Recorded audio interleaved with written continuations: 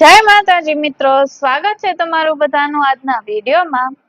રામ નામ જપ કરવાથી પૂર્વના પાપોનું પણ નષ્ટ થઈ જાય છે તે વાત ઉપર માતાજી આજના પ્રવચનમાં શું કીધું છે તે આપણે આજે જોવાનું છે।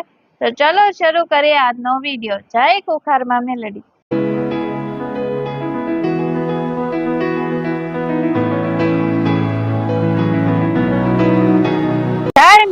એટલે તમે જાતના સ્વીકારી લો કે હા માં અમે તો ગુના ખૂબ કર્યા અને હું માનું છું મનુષ્યનો સ્વભાવ જ ભૂલ કરવી ગુના કરવો એનો સ્વભાવ છે, ડગલે ને પગલે થાય।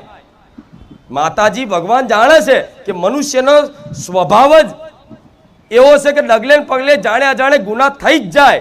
જો બધા ગુનાનો ભગવાન દંડ આપે ને તો તમે આ જીવન આટલું ભોગવો છો સુખ એ આટલું જીવનમાં સુખ ના રહે। પણ તમે ક્યાંક ને ક્યાંક માતાજી ભગવાનનો ઘેર દીવો કરો છો, એની અગરબત્તી કરો છો અને એને નિવેદ આલો છો, એને ભોગ ધરાવો છો, એની કૃપાના કારણે તમારી માતા આટલા વેઠવાના હોય દુઃખ અને આટલા કરીને તમને આપે છે, વેઠી લેજો થોડું। કેવું એ કર્મનું ફળ તો તમારે ભોગવવું જ પડે। તો તમારી કુળદેવી શું કરે છે, મારા જેવી માતા શું કરે છે, રામનું નામ શું તમારા જીવનમાં કંઈક રચના રચાવે છે કે આટલા દુઃખો આવવાના હોય અને આટલા સદદુઃખ તમારી માતા આટલામાં પતાવતી હોય, નાનામાં મોટું હોય પણ નાનામાં પતાવતી હોય। તો જીવનમાં નાના નાના એવા દુઃખોની પીડા અનુભવ કરતા હોય તો જ્યાં તમને ભરોસો આવતો હોય એ જગ્યાએ ભરોસો કરી અને જીવનમાં વેઠવાની શક્તિ થોડી રાખો। હું નહીં કહેતી તમે દુઃખી જ થાવ, હું તો કહું છું કાલથી જ સુખી થઈ જાઓ, પણ મારા બોલવાથી મારા આશીર્વાદથી જો તમામ સુખી જ થઈ જવાના હોય તો હું મારા બોલવાની જરૂર નથી। હું વારા ફરતી વારા બધા સ્ટેજ ઉપર દર્શન કરવા લાવું અને બે હાથ મૂકીને આશીર્વાદ આલું, જા તથાસ્તુ, કાલથી તું સુખી। પણ તથાસ્તુ કહેવા માટે તે એવી તપસ્યા કરવી પડે, એવી ઉપાસના કરવી પડે, ત્યારે કોઈ માતાજી ભગવાન તથાસ્તુ કે। હા શું ખોટું? પહેલાના સતયુગ વખતે કોઈ પણ ઋષિ મુનિ કોઈ દાનવ કોઈ તપ કરતા, ઉપાસના કરતા માતાજી ભગવાનની, તો એવું તપ કરતા એક ધ્યાનથી હજારો વર્ષ સુધી ઠંડી ગરમી વરસાદ બધું વેઠી અને ઉઘાડા થઈ અને વેઠે અને એવું તપ કરે। એ તપ કરતા એ તપ જોઈ અને બ્રહ્માજીને તે વરદાન આપવા આવવું પડતું હતું, ખબર છે ને? તો આજના જમાનામાં તમે એવું તપ કરી શકવાના છો? ના, નહીં કરી શકો। મારા જેવી માતા જાણે છે પણ છતાંય આ સમયગાળામાં છે ને તમે તપ ના કરી શકો,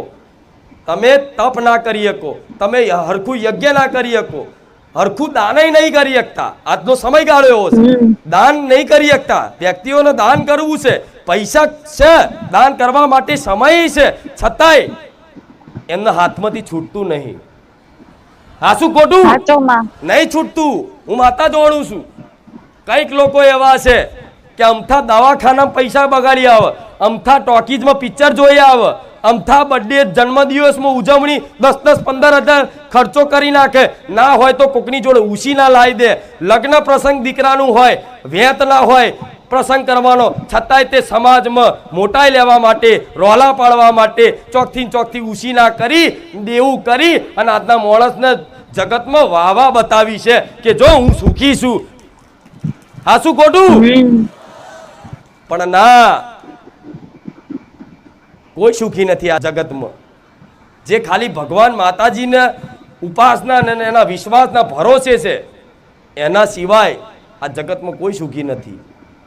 એટલે વાદ વિવાદ એ વાતનો ના કરતા માતાજી ભગવાન જોડે કે અમે આટલું માનીએ છીએ, આટલી ઉપાસના કરીએ છીએ, આટલા રામ નામ જપ કરીએ છીએ, છતાંય જે નહીં માનતા, જે દીવાબત્તી નહીં કરતા, જે માતાજી ભગવાનના અસ્તિત્વ પર સંદેહ કરે છે, જે નાસ્તિક છે, એ લોકો સુખી કેમ છે?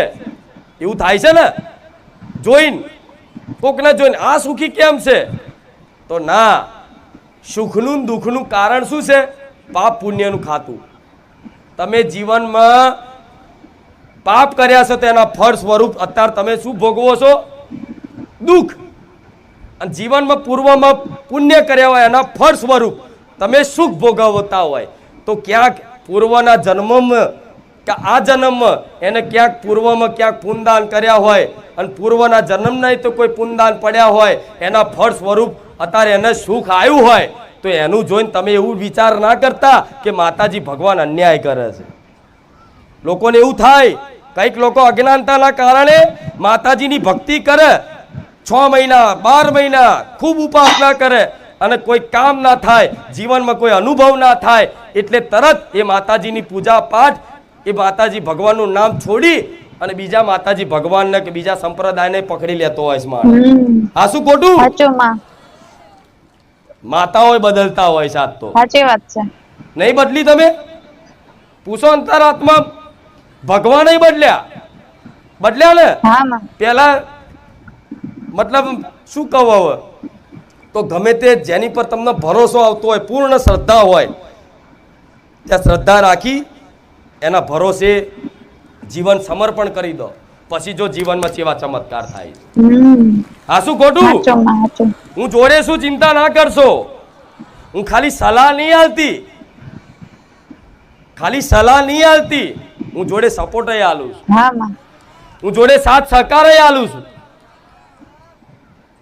તો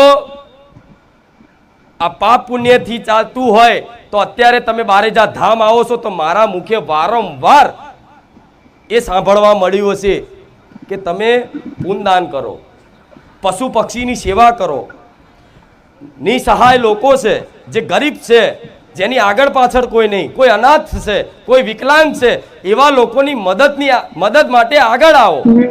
એને તમારી જેને મદદની જરૂર છે એને મદદ કરો, જેને ભૂખ લાગી છે એને ભોજન કરાવો, જેને વસ્ત્ર હરખા પહેરવા નહીં, ઠંડી લાગતી હોય અને તમારી નજર સામે આવે અને તમારી જોડે સામર્થ્ય હોય એ સેવા કરવાનું તો એને ઠંડીમાં એને ઓઢારો.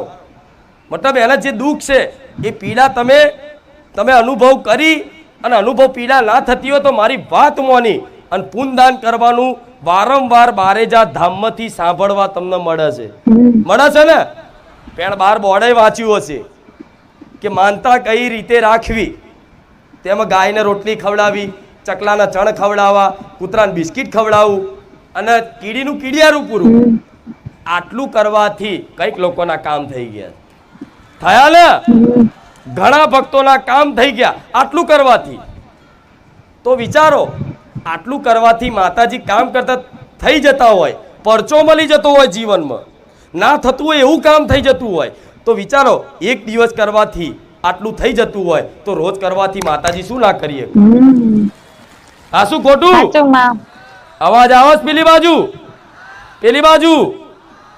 હા, તો હું કાર્ય શું કરું છું તમારા માટે એ તમને સમજાવું છું. આ પુણ્યદાન કરવા પાછળના કારણો છે. હું એમને એમ નહીં કરાવતી કે જાઓ ભાઈ પુણ્યદાન કરજો. મારે કરવા હોત ને તો તમારી આશા ના રાખત. મારા દીકરાને હુકમ કરત અને મારા દીકરાને કે તું કર, બીજાને નહીં કરાવું. હા શું ખોટું? પણ હું તમારું હિત ઈચ્છું છું, તમારું ભલું ઈચ્છું છું. હું એટલે વારંવાર કહેવાના પ્રયાસ કરું છું કે તમે આમાં વિશ્વાસ કરો અને જીવનમાં ક્યાંક પશુ પક્ષીઓની સેવા બની જાય, ક્યાંક નિસહાય લોકોની સેવા બની જાય, કોઈ ભૂખ્યાને ભોજન મળી જાય તમારા હાથે, કોઈ ગાયોને ઘાસચારો મળી જાય, ગાયને રોટલી મળી જાય.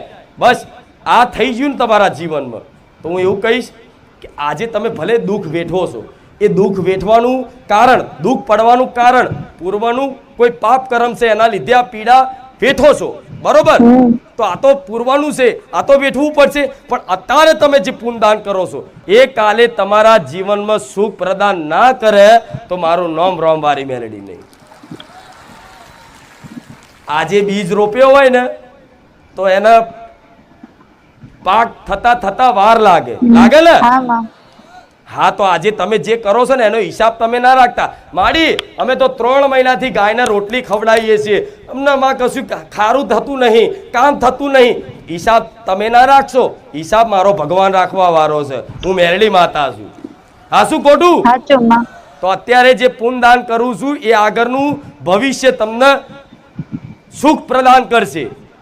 અને જે પૂર્વનું પાપ છે એનું ફળ સ્વરૂપ અત્યારે મને ખબર છે કે દુઃખ એવા છે કે માં વેઠવા તો તૈયાર છે પણ માં એટલા અતિશય ભયંકર દુઃખ છે ને અમાર ઘેર કે વેઠવાની શક્તિ રહી નથી સહન શક્તિ રહી નથી કેટલા એવા છે કે જેના દુઃખની સહન શક્તિ પતી ગઈ ને અને મરવાના વિચાર કરી લીધા કે હવે તો મારે મરી જવું છે અને મરતી ઘડીએ જ હું મેલડી માતા મળીશું. હા માં પુનદાન એટલે કરાવું છું કે આગળનું ભવિષ્ય સુખદાયી બને એના માટે પુનદાન કરાવું છું. પૂર્વનું જે છે પાપ કર્મનું ફળ દુઃખ, તો એ દુઃખ દૂર કરવા માટે તમને રામ નામ પ્રદાન કર્યું છે. એ રામ નામથી શું થશે કહું? એ રામ નામથી શું થશે? તો રામ નામથી પૂર્વના જે પાપો કરેલા હોય જન્મો જન્મના, મનુષ્યનો એક જન્મ નહીં હોતો, અનંત જન્મો હોય, એ જન્મો જન્મના સંચિત કર્મો પાપ કર્મો પડ્યા હોય, એ પાપ કર્મોથી રામ નામનું જપ કરવાથી એ પાપ કર્મોમાં આગ લાગી જાય. શું લાગી જાય? આગ લાગી જાય. અને અત્યારે જે મતલબ પૂર્વનું કોઈ પાપ કર્મનું ફળ અત્યારે હાલ જે ભોગવો છો એને શું કહેવાય? પ્રારબ્ધ. શું કહેવાય? પ્રારબ્ધ. જે ફળ આપવા તૈયાર થઈ ગયું છે. કેવું? બીજ રોપ્યું હોય તો એનું વૃક્ષ ફળ આપવા તૈયાર થઈ જાય તો એને કાપવું મુશ્કેલ પડે, કેમ કે મોટું થઈ ગયું છે. એ રીતે કોઈ પૂર્વનું પાપ કર્મ અત્યારે ફળ આપવા તૈયાર થઈ ગયું છે. તો હું માતા એવું કહીશ, આ રામ નામ અત્યારે જપ કરવાથી એ જે પ્રારબ્ધ છે, જે અત્યારે હાલનું દુઃખ છે, એ તે આટલું પ્રારબ્ધ હોય પણ આટલામાં જો ના પતાય આલો મારું નામ રામવારી મેલડી.